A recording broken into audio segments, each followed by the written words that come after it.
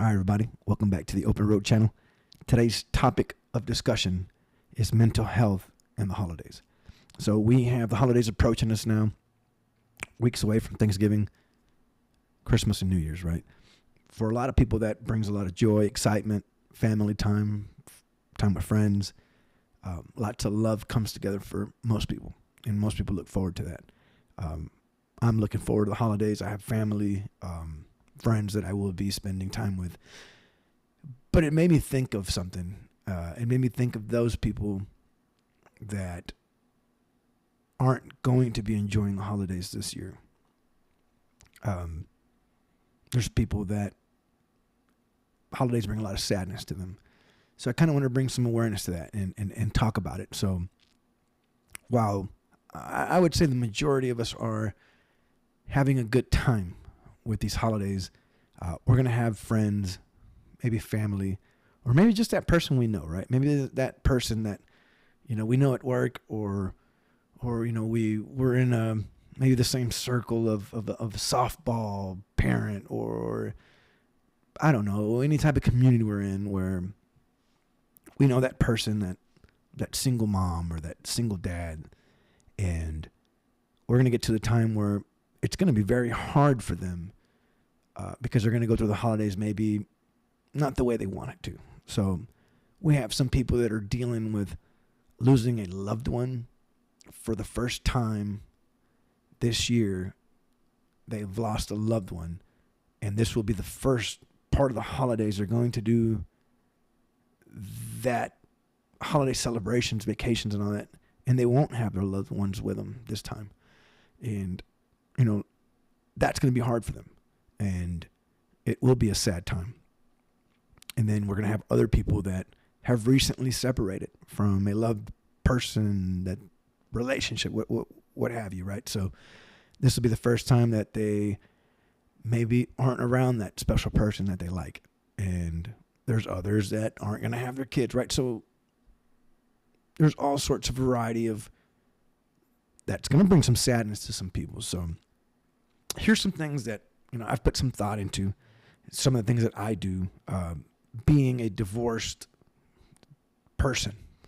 I don't know what the right term is, right? I get my kids 50-50, but, the holidays are coming, and that means that some of these holidays I won't have them, and some of the holidays the mom won't have them. So some of the things we do, and some of the things that we can do as maybe co-parents in holiday times. So Thanksgiving, the way we usually run Thanksgiving now, and I think I've been divorced for about 3 years now.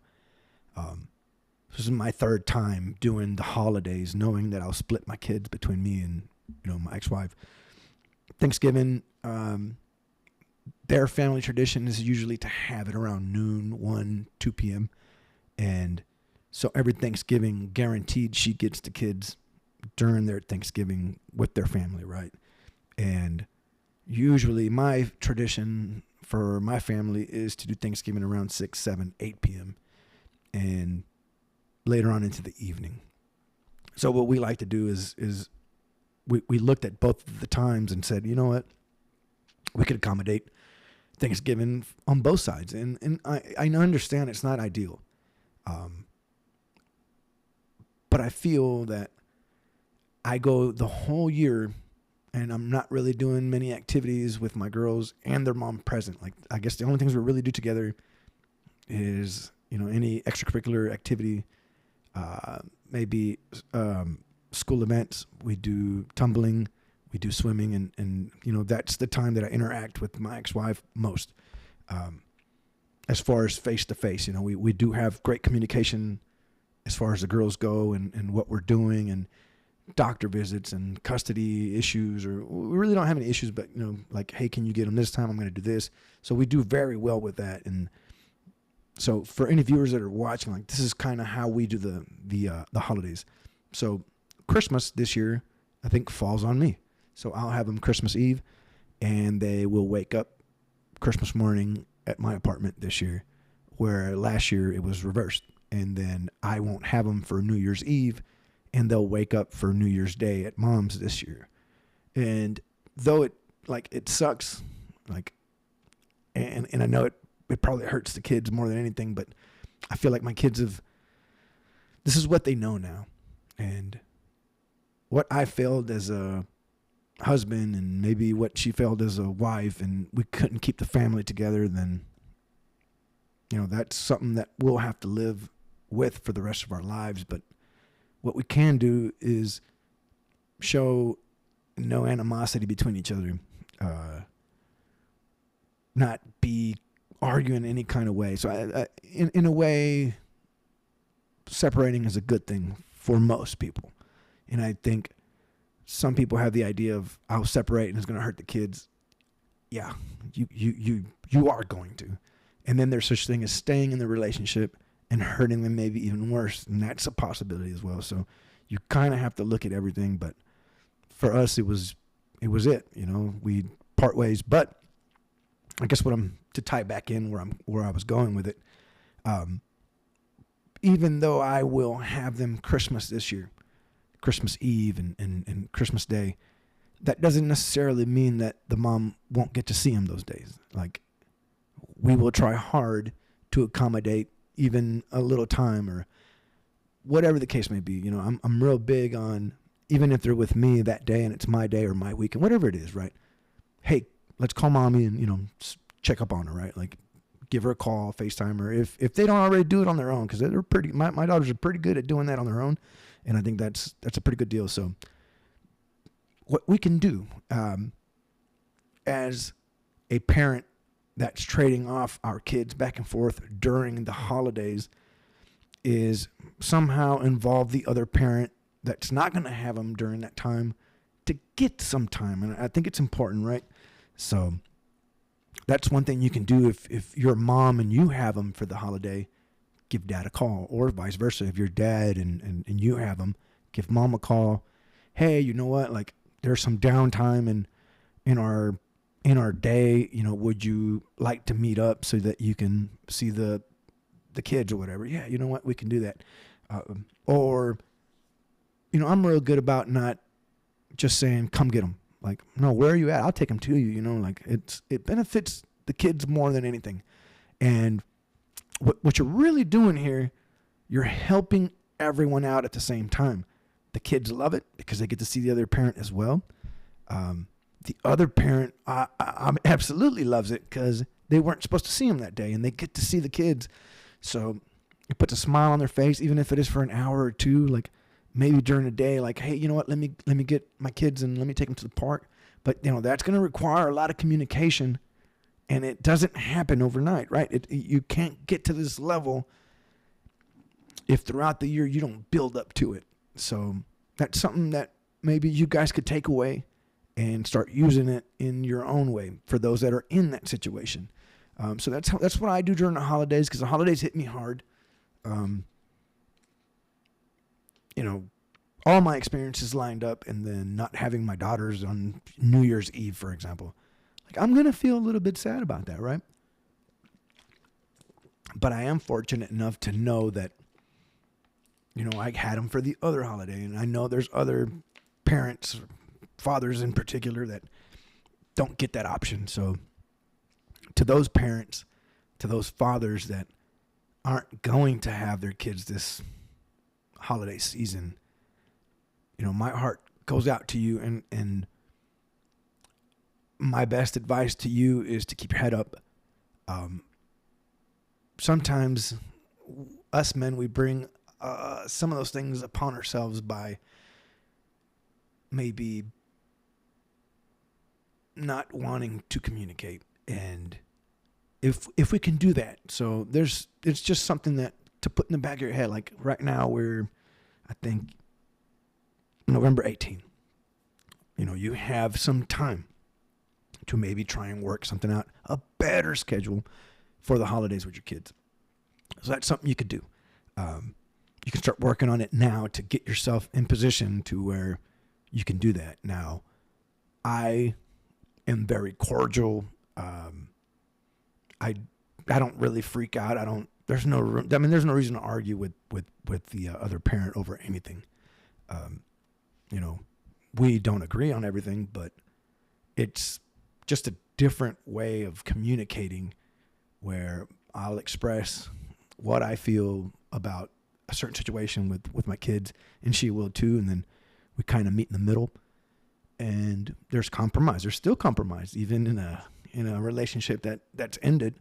You still have to compromise and make things happen for the kids.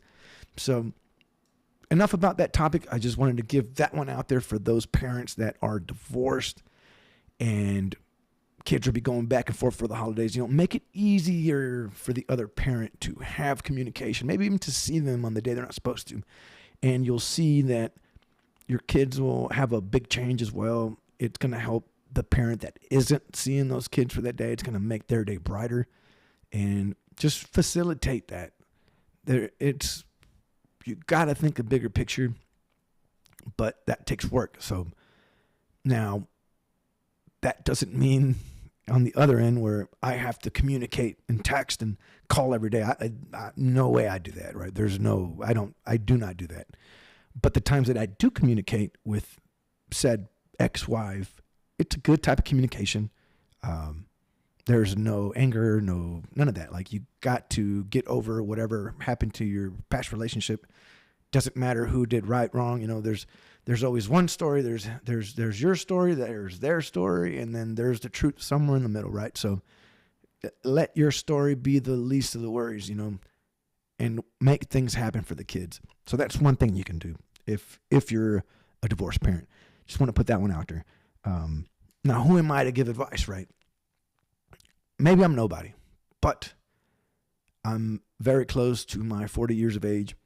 I've gone through quite a few things, right? Kind of like Allstate, I know a thing or two because I've seen a thing or two, and it's just kind of my advice. This advice could help maybe even the parent that isn't allowing the other parent to see the kid as much as they could. So if I'm speaking to you, then make an effort. If the other parent wants to be involved and wants to have a relationship with their kid, let them do it. Don't be so selfish to not allow that. And if that shoe fits, wear it and make that change. So moving along, there's going to be other people that have lost a loved one this year, and this will be their first year going into the holidays without their loved one. I haven't experienced that, but I've seen those that have. And I have no advice for maybe those that are going to go through it, but I do have advice for those that know someone, right? So, like, those people that are going to go through these holidays without their loved one that passed away for whatever situation, what you can do is the person that sees them, or as a friend or a family member, call them, right? Maybe they're going to feel sad. They're not going to want to attend.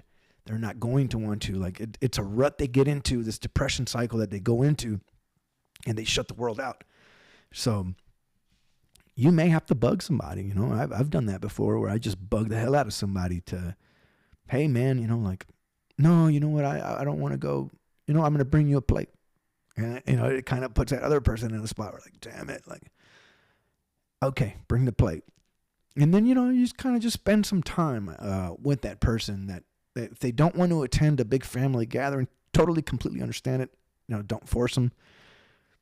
But maybe make an effort if it's possible, if you're within a driving distance. I know we want to spend our holidays with the people we love in unison, right? With all of us together. And we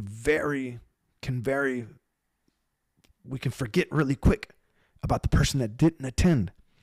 And then you're in your circle, you're having your holiday festivities, and that person's long gone. Like, it doesn't cross your mind again. And we're all guilty of it.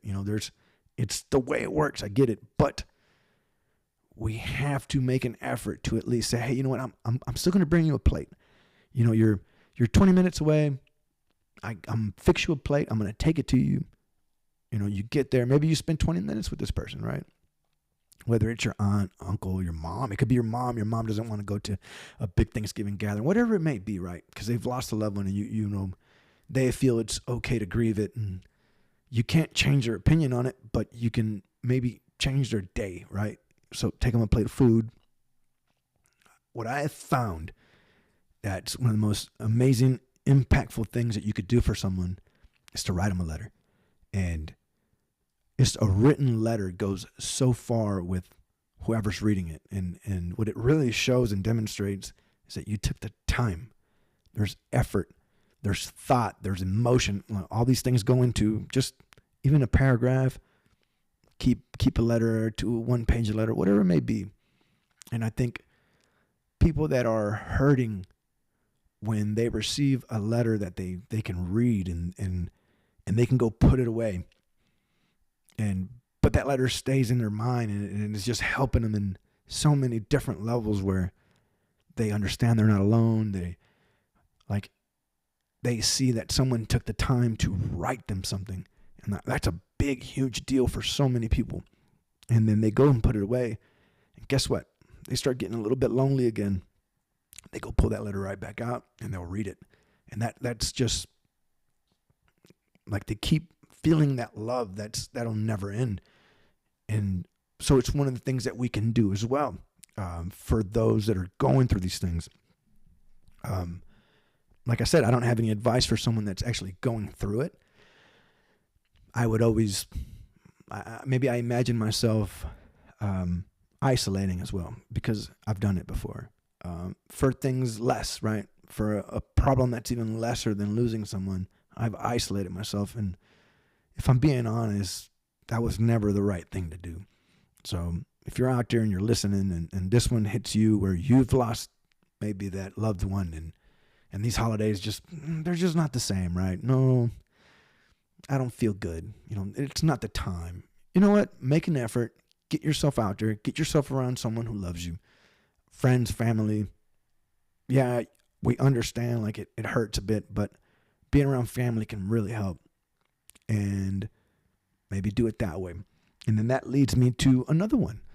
There are people here that don't have anyone. There's people that they don't have friends. They don't have family. And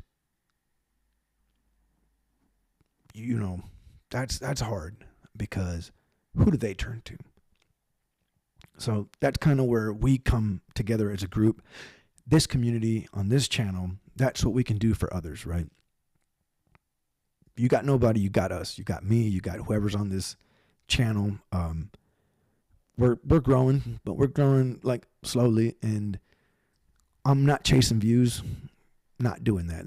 That's not the end result of this channel, is to chase views, get viewers to come on, because I'm throwing some type of content out there that no one else is doing. I don't give, I'm not going to cuss, but I don't care for that, right? Like, it's more to help someone, to create a community where we can come together and say, you know what, like, man, I'm going through some tough times and I got nobody to talk to, and I don't know anyone. Well, you know Open Road, and my email's there. You can hit me up. If you don't already personally know me, I am on Facebook. My email's attached to my description or info on my YouTube channel. Send me an email. We'll try to get in contact. I will contact you. We'll try to help you this holiday season if you're going through something. I got viewers that could be somewhere that's not Houston. So even if that's just a phone call that we got to make to kind of just get something off your chest, you're more than welcome to call me. I do not answer numbers that I don't know, which is, I know. But if you email me, give me your number, then I'll know, right? We can contact each other that way. Or there's so many things you can do to get out in the community and meet people. I highly suggest you do that. I'm fortunate enough to have really great family and friends that have supported everything that I do, but I know there's people that aren't as fortunate. But some of the things you can do is get a hobby.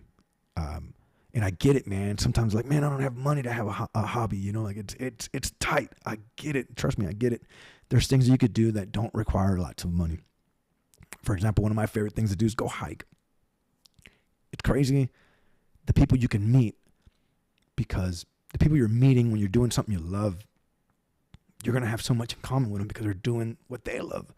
And I think that's good connections. Like when I travel, I've met some really good people traveling.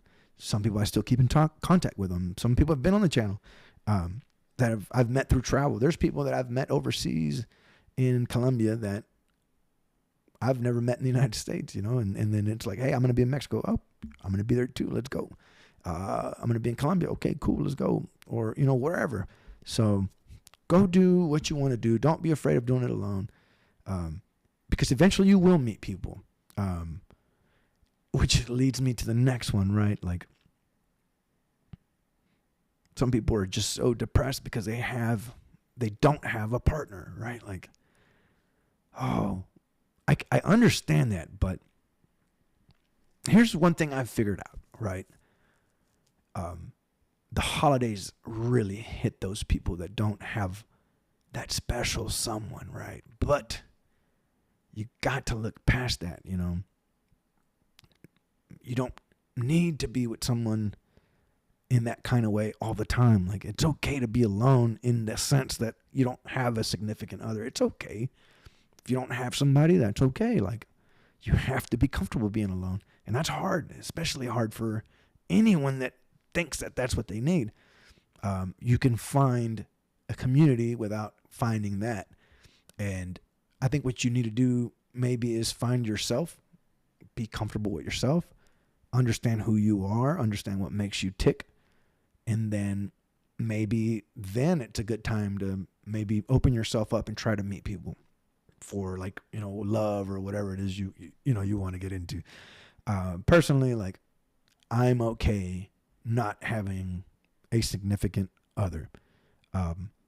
Maybe it'll happen one day, maybe it won't. At this point, you know, I'm continuing my life, doing the things that I want to do and putting goals, achieving them, moving on.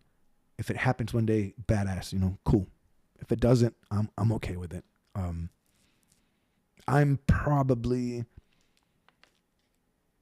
am a lone wolf, right?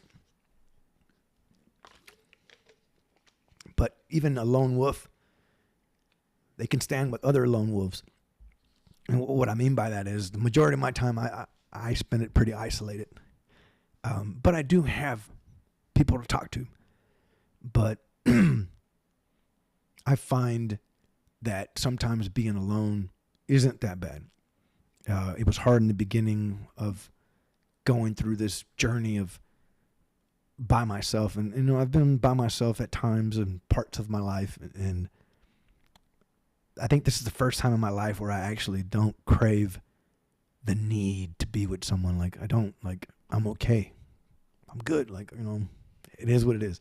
So maybe find yourself some alone time and figure yourself out. And that's okay, you know. But I have friends, you know, so, you know, life's like a compromise, or you're going to have to figure things out. But I know that I have this channel, I have this community, I have friends and family, and for those that don't have anyone, you got us now. So just wanted to put those things out there. I know the holidays are coming, and just wanted to let you guys know that you're not alone. You don't need to be alone.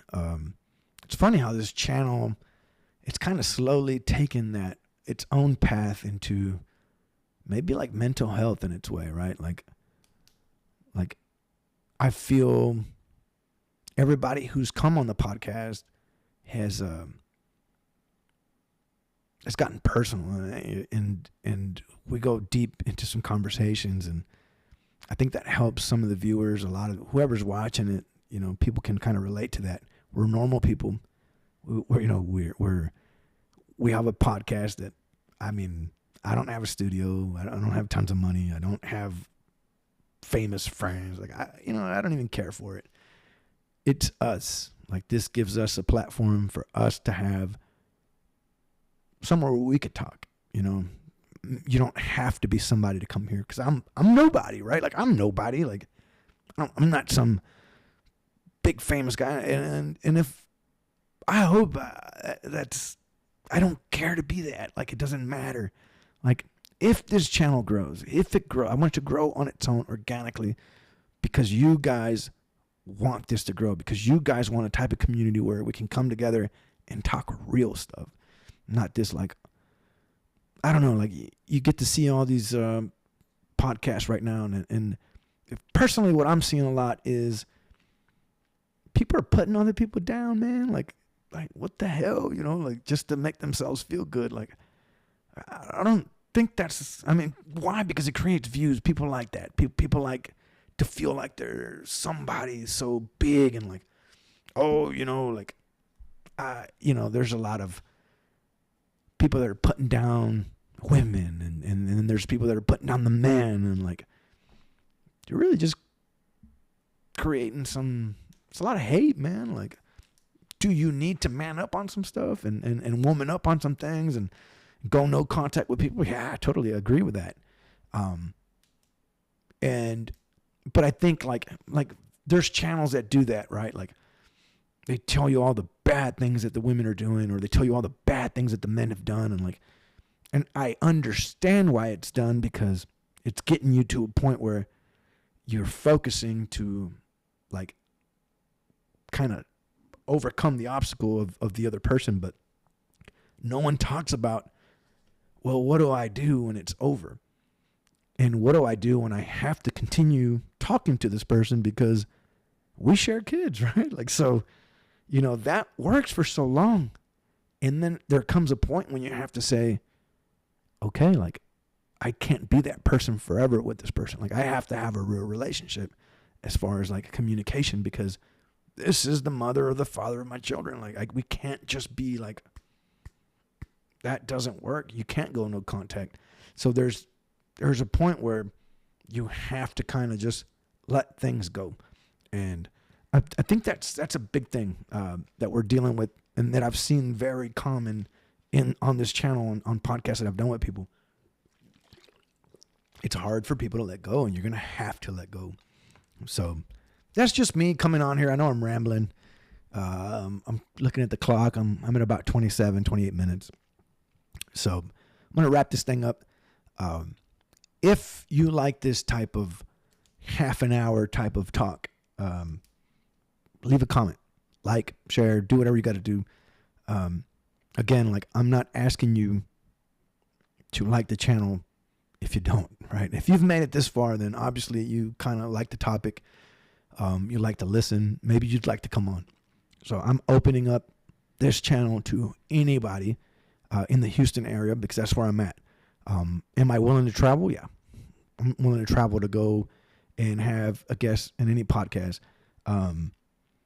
We can talk about anything. It doesn't matter what story you come on with.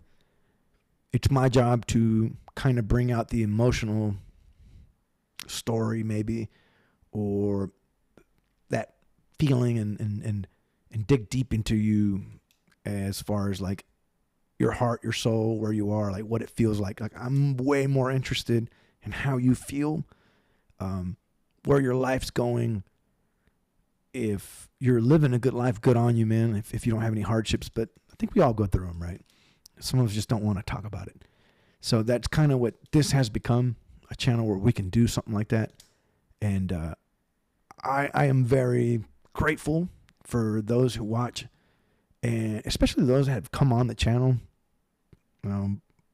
They hold a very special place in my heart, because they've opened up to me about things that they would have never opened up to anyone else, even their own loved ones, but somehow they felt like they could on the channel. And I don't take that lightly. Like that is such a good thing. Eventually, maybe one day I'll open up on a bunch of things, right? Like, so I'm trying to start that now. I feel more comfortable on the mic now. I feel like I no longer get scared or nervous to be behind the camera anymore. Like, I used to think, man, what are people going to think when I start rambling? I just don't care anymore. Like, I'm done. Like, I am done with living my life how I think others want me to live it, if that makes any sense. Like, I'm going to live it the way I want to live it now. I'm going to talk whatever I want to talk about, and share here. no longer embarrassed. Like, I don't give a damn. Like, do I have embarrassing things that I've done in my life? You bet your ass I do. And that's okay. I don't care. Like, it is what it is, man. Like, if I did it, I own it. As embarrassing as it may be, I own it. If as bad as I may have done, I'll own it. You're not going to stop me now. Like, there's nothing that can stop me. And I just want you guys to get to that level. Reach out to those that are hurting in your family and your friends group. You know who they are. Sometimes they mask it and hide it so well. But I think deep down we all know who's hurting, who's a little bit better than others. So it's time to bring everybody together and help the people who need help. And that'll be my final thought there. So I look forward to seeing you guys on the next episode, and have a good day.